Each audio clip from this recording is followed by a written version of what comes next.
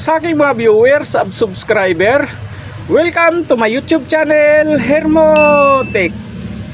Sa ngayon meron tayong isang electric pan na mini electric pan. Ngayon walk-in lang ito rito. Ang pinaka-complaint nito ay hindi na raw umiikot. Ngayon pagka hindi umiikot, titingnan natin yung kanyang shafting kung stuck up ba o open na ba yung kanyang wiring. Ngayon bago natin kalasin ay plug muna natin. Ayan nga siya, umiikot siya, tapos unti-unting humihina. Ayan, medyo lumakas siya, pero masama na yung takbo niya. Tingin ko parang stuck up lang to Pagka ganito, lagyan lang natin ng langis para medyo tumuloy-tuloy siya. Ayan na, alis ko na yung pinaka-cover niya. At saka medyo ayan medyo kulang siya sa langis. Langis lang to. Kasi hindi naman open yung wiring niya dahil umiikot pa naman Lagyan na ng, kailangan nating kalasin. Kasi nasa loob yung pinaka niya, bushing niya, para malagyan natin ng oil. Ganyan talaga pagka mga matagal na, kailangan lagyan din ng oil. Ayan medyo hindi siya suwabe.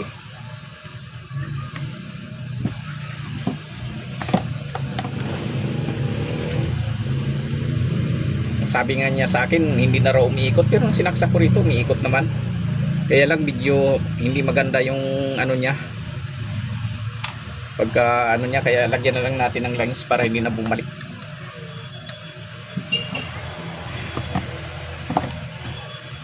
Mahigpit yung mga tornilyo niya. Siya. Sa mga hindi naman technician, pwede nyo namang patakan ng langis dito lang sa may niya. Kaya lang minsan kasi hindi pumapasok sa loob kaya marunong naman ako. Kaya ang gagawin natin ay kalasin na lang. Baka mamaya sa likod kailangan din ng langis Ayan. Ayan na, naalis ko na yung pinaka-cover niya. Ngayon kalasin natin to para matanggal natin yung kanyang shafting. Ayan. Para malagyan natin ng langis yung loob.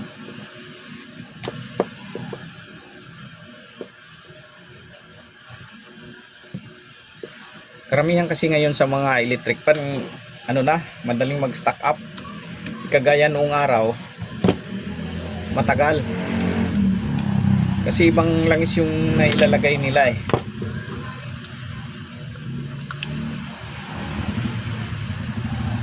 Ang nga nito, kinukonvert ko na lang sa bearing Kaya lang ito mahirap, maliit masyado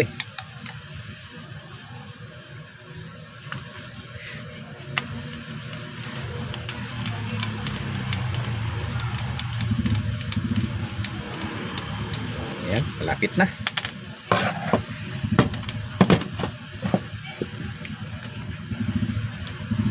Ayan na siya. Ayan. Ayan Ayan. Kailangan sa kabila okay pa Kasi sa kabila makikita mo malinis. Ayan puti siya Dito lang sa harap yung stack up niya. Kailangan linisin natin, alisin natin yung malagkit na nga yung langis niya. Alisin natin yan, linisin natin yung pinaka na yan, pinaka itim na yan. Tapos lagyan natin panibago uling oil. Ayan na, sinalang ko siya sa handrail. Tapos lagyan lang natin dito ng ng liha. Tapos paikutin natin.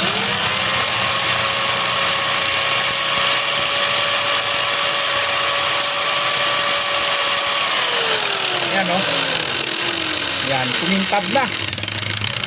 Yan.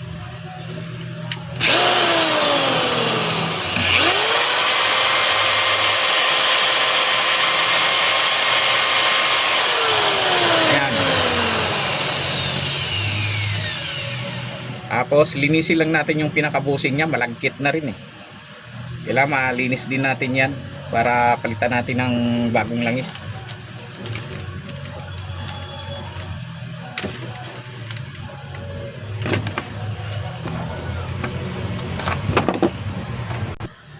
Ayan, naibalik ko na, nalagyan ko na ng langis. Ito yung ating ginamit, hindi to iskinol. Langis talaga ito eh. Nasinaling ko lang dito para madali siyang ilagay. Tapos lagyan din natin dito sa labas. Ayan. Sa mga hindi naman na technician, pwede kayong maglagay dito. Kaya pag kinalas kasi medyo matagal siya bago mag-stack up eh. Pero pagka dito lang, mabilis lang, kaya kailangan mga 2 linggo, lagyan nyo naman na uli, patakan nyo na naman. Pero pag binuksan natin, medyo matagal siya. Kasi nandun sa foam yung langis niya eh. Yan, okay na. Ayan, ibalik natin yung mga bolt nito.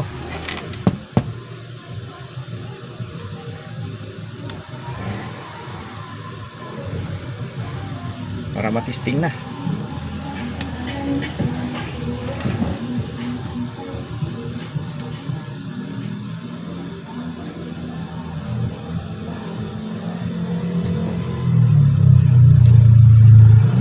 Ito maliit na electric fan lang ito, pero ang konsumo nito halos pares din sa malaki.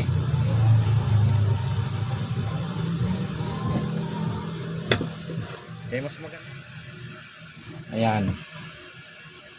Balik na natin yung pinaka nito, cover. Na siya.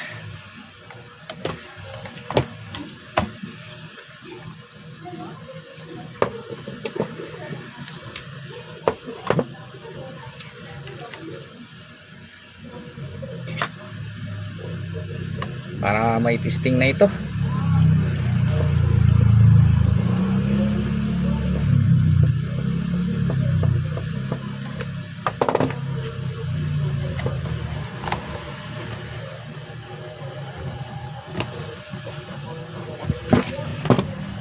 Yan, malapit na.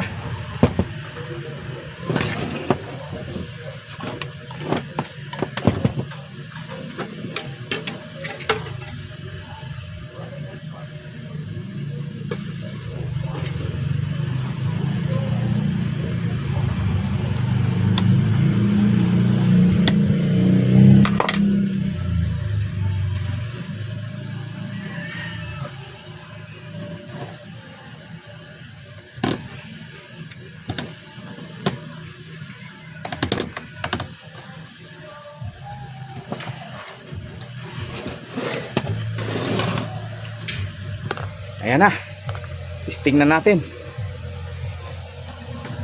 Ayan na, malakas na kagad. Ayan, ibang-iba kaysa kanina eh. Ayan, builo siya, kanina medyo pigil. Ayan lahat, maraming salamat sa inyong panonood, and please like, share, and subscribe to my YouTube channel for more upcoming video. Thank you.